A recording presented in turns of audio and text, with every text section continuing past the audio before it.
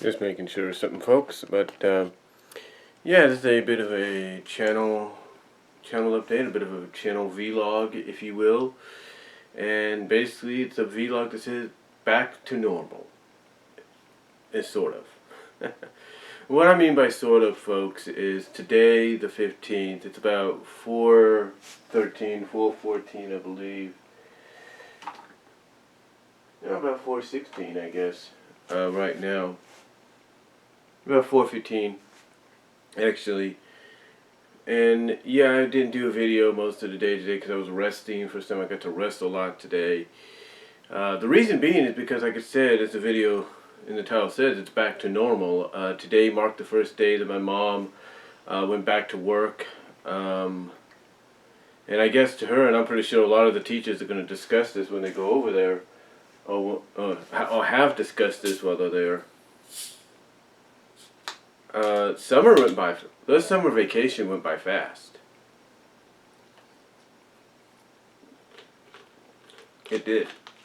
The summer vacation, it went by real fast, and it's hard to believe that it's been that long. It hasn't, it doesn't feel like, she just got out. Basically, it feels like she just got out, and all of a sudden she's back. So, that's what it feels like. But overall, things are back to normal. So hopefully things will get more straightened out. My schedule this upcoming week is kind of unusual because today I'm off, so I'm able to do a video. Tomorrow I work, but I'm only working 4 hours during the day, so it's mostly like mid to late morning hour.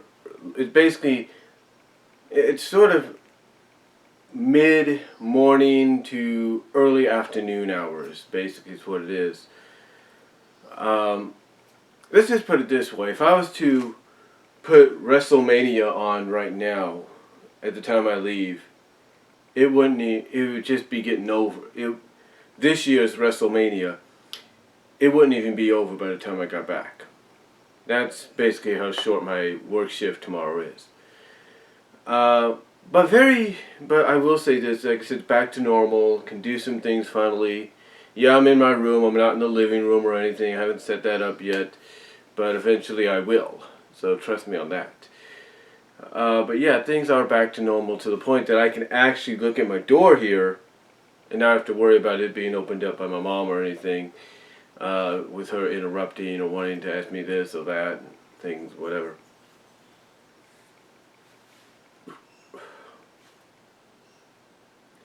Now, over this past weekend, of course, being the last weekend before school started, we got to enjoy some family time and whatnot. We actually, because it was part of my birthday gift that I got back in July, well, I think it was July 27th, I believe. My birthday is actually July 25th, but it was July, we had to celebrate about 3 days later. So I got, so I was able to get some gifts, and my older sister, because I had requested this on Facebook, I gave her and my other sister messages and said this, birthday present or something, because August 6th, WWE was in Stockton. So I kind of thought maybe not. Here, the other one was here in Modesto, and it was Big Time Wrestling, and it featured stars, and it featured, well, of course, like at any independent show, it featured stars up and coming, like new guys trying to get into business, stuff like that. Guys that probably wouldn't make it, in the big time, if you will, but, so to speak, to paraphrase, but basically be more suitable for being like, this is their home promotion. And I know this very well because when I used to attend Central States Wrestling in Lawrence, Kansas, there's a lot of guys there that have not yet gotten the shine that they deserve in WWE or TNA or Ring of Honor. So, but they've had some decently named guys there, like, Ace Steel was in Central States Wrestling. You guys might know him from his time with CM with CM Punk. We had, guys like Jason Strife. So a lot of these guys deserve an opportunity to shine elsewhere. And maybe with WWE bringing in this cruiserweight division, Jason Strife might get that opportunity because I think he deserves to get that opportunity there. Long story short, though, I know what independent wrestling is like. And once in a while, you get big name stars. Now, big time wrestling, obviously, it's a little bit bigger than Central States for some reason because they're able to attract more bigger stars of a caliber that you wouldn't expect. Yeah. When I used to attend CSW, I would meet guys like Abyss, Samoa Joe, AJ Styles, Christopher Daniels, and Sanjay Dutt. The list goes on. And several of these guys, mostly Joe and Styles, they're in WWE right now. Styles is in a freaking program with John Cena. So it shows you how many people it shows you what independent wrestling does. It lets you get closer to the stars. And big time wrestling obviously is able to get more of these kind of guys, even if they're kind of like guys that, doing their own thing. Like, I was waiting in line to get an autograph because the package my sister got me was to meet Bret Hart. Yeah, the Hitman. Bret Hart. So I got to meet him finally. And I'm waiting, I'm eating something. I actually got to say hi, kind of, got to say hi, myself and other fans got to say hi and talk with the wrestlers. I even talked to Chris. Talked to Chris and I said, if you ever get something like, if you ever go back to WWE as part of this brand thing, you should go to SmackDown and go after the Intercontinental title. And Masters is like, yeah, no problem. I was, yeah, no problem. Because I think, honestly, when you look at someone like Chris Masters, if WWE was to take him back, and he should be put on SmackDown because he would be perfect fit in the Intercontinental title picture. Yeah, but they talk a little bit and everything. I mean, people went up and talked, paid some extra money to get other pictures and stuff. Tommy Dreamer was there. The reason Tommy Dreamer was there, just in case some people don't know, is Damian Sandow, now Aaron Rex in TNA, was scheduled to be there, but because he signed with TNA, TNA's new, rule is you can't compete for anybody, you can't wrestle anywhere without our permission. In other words, you got to get the okay from us to go wrestle here. So, or to go wrestle there. So, he couldn't be there, but that was okay. We got Tommy Dreamer, which is just as good. Another thing that happened was we were supposed to get Hornswoggle, but Hornswoggle made the decision to go to the other wrestling event in Illinois that was happening that same night. And you could check out the pictures of that on David Hero's Facebook page. So he went there. And I was like, seriously? You're choosing that? Oh, okay. But yeah, he went there. But what was funny is while I'm waiting in line, I didn't even recognize her at first. But out walks like this, right between me and another fan, Shelly Martinez, Salinas in TNA, Ariel in WWE. WWE's ECW with Kevin Thorne. Walks right between us, and I'm like, and at first it takes me a while, then I look at, because they have these signs telling you who they are, and I look, and I was like, that's Shelly Martinez. That just walked by me. So that was pretty cool. But yeah, I got to meet Bret Hart. But yeah, long story short, got to meet Bret Hart finally. Talked to him, said, I enjoyed what he did to Vince McMahon at WrestleMania, and he said it was he said he enjoyed it too. It was a it was a nice little victory, sweet little victory for him. So got to meet him and everything, and obviously he's a Giants fan, so that was pretty cool. But anyway, yeah, he was very gracious, very good person. I mean, when he asked me what my name was, I told him, he said, Brian with an I, and I said, yeah, I said, just like Pillman's, and he said, oh, that's good. And, just like how Pillman used to spell it, and says, yeah.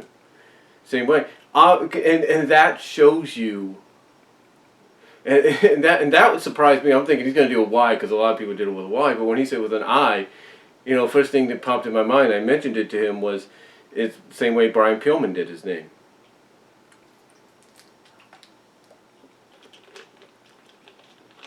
But just to finally meet him, sit next to him, and shake his hand was unbelievable. I mean, this guy is one of those legends that, because he's gone through so much, is very iconic with every generation, every era.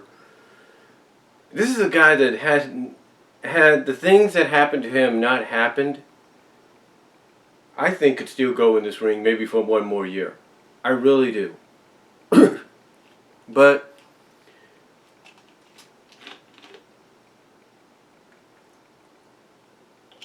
what are you gonna do? What you can do, you just gotta live with what you're dealt with, and that's life. But it was an honor to finally meet him, and like I said, very gracious individual. I actually got a few things out of it. Of course, I got a picture which is on my Facebook page. I'll probably provide a link to that picture. My mom bought me this. My sister actually bought one for her son as well, because her son, who he thought he wouldn't like it at first, but then he started getting into it. It's like, oh, this is, because he thought it was a different kind of wrestling. He didn't know it was this kind of wrestling. So yeah, my mom got me this. It's the Brothers Gotta Hug T-shirt that has been at conventions and stuff, which is pretty cool.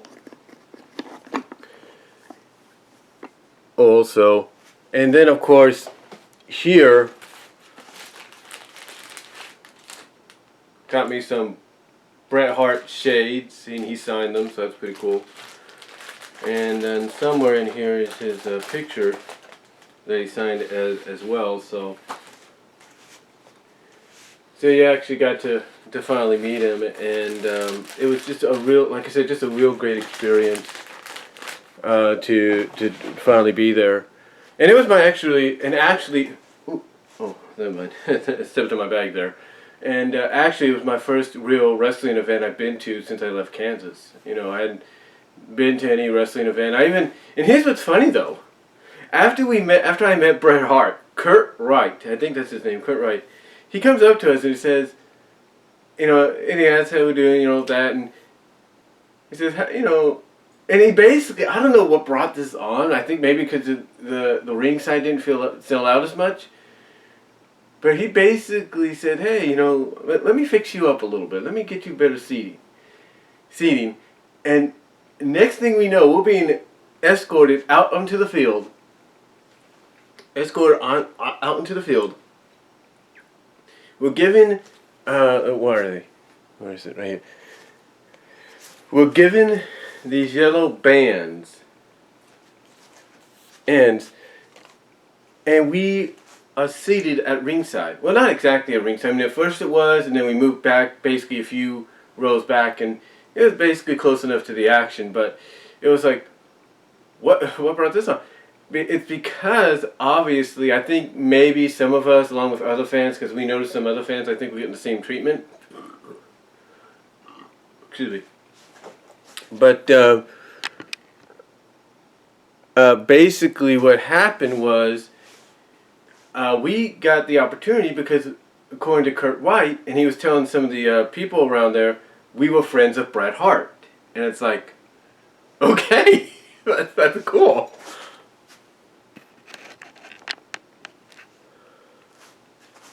And like, okay, that's cool. So, it's like my mom said, it was a favor of God, and there you go. So, we ended up getting better. Because originally, I think we would have sit in the stands a little bit. And I think my older sister mentioned that we probably would have been better off there anyway, because some of the action actually spilled out into the stands. So, yeah, but overall, just besides that, had a great time, had a fun time. I actually got a new fan out of it, and my nephew, who started 7th grade today. So again, actually, I liked it. I actually enjoyed it, and it was pretty good. We all mentioned that the rest of our family that didn't go kind of missed out, because it's like, you would have liked this, you would have enjoyed it.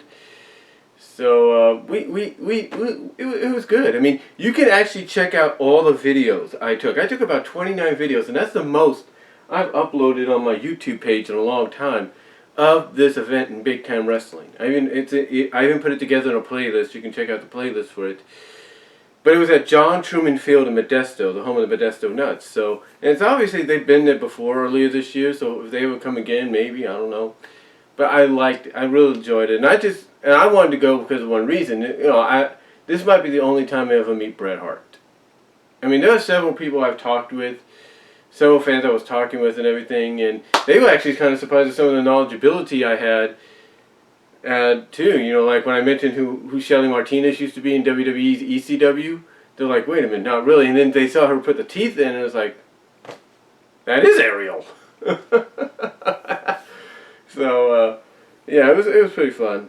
There's another guy too. I couldn't think of his name. I don't know. It wasn't Simon Diamond or anything. It was somebody else. But I know I'd seen him somewhere.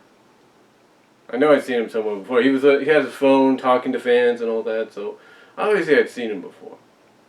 He was acting kind of like a heel kind of guy. I don't know, but I'd seen him before. But yeah, it really got really fun. I mean, got to see Santino Marella. And he actually cut a little bit of a promo for the fans a little bit while we were waiting in line, kind of, because some fan was mentioning he should go back, try to get that U.S. title from Rusev, and he says, no, my Nick and all that, but I need to tell you somebody to get the U.S. title off that damn Rusev. It's like, ooh, good promo, right off the bat. So, yeah, so, and I know a lot of people kind of think, well, he used to be in front of all these crowds and all these guys, and now all of a sudden they go to these big indie shows, and it's like you're not even in front of 80 people, 80, 100 people. To me, I think to a lot of these guys, they've given what they can to the business, so it doesn't really matter to them how many people are in attendance, because they've given so much that they want to give back, to the fans. So they've given so much to the business and to the fans that they want to give back some more, but this time to them it's like, hey, it doesn't matter if you're this or that. I mean, come on, let's face it. Do you not think Bret Hart never wrestled in front of 100 people, 300 people, whatever, when WWE was at its low times? Of course he did. But, of course he did, I'm pretty sure of it. Well, maybe not, but still. But the point is, getting that all aside, I had a good time. The way a lot of these stars showed up were during the event was at certain times you thought, well, because you would think, okay, later on in the night they're going to save these guys and all that, but they didn't. They made them come out at different times, like around the second or third match. I think the second match, you had El Guerrero, that's his name, taking on Badass Cody. And just when it looked like it was going to become a 2-on-1 situation, out comes Santino Marella with Cobra in hand. And then I think the match or so after that, you had Shelly Martinez as the guest referee for a tag match, where Beatrice Domino and her partner. It was kind of like a mixed tag in a sense. But I can tell you this: if Beatrice Domino gets the attention of WWE down the line, you're looking at someone that could really be a benefit to the NXT Women's and maybe the main roster division. So, overall though, I just had a great time. I mean, the main event was Tommy Dreamer versus Chris Masters. Originally, I think was supposed to be Damien Sandow against Chris Masters, but because of the situation with TNA, didn't happen. And it was fun. Basically what we had throughout the night is we had 2 essential hardcore matches. We had a triple threat match. We had a new guy, I think, make his debut, kind of collegiate guy. He was in the ring with a Chemo BTW, and I can't think of the other guy's name. I think his T-shirt says Era of Chaos or something like that. And that went a little bit around the area, not into the stands or anything, but kind of like dugouts and stuff and wherever. And just an overall good time there. And then, like I said, we had a Modesto street fight between some other guy. I can't think of his name. It's like Terry Austin, I guess.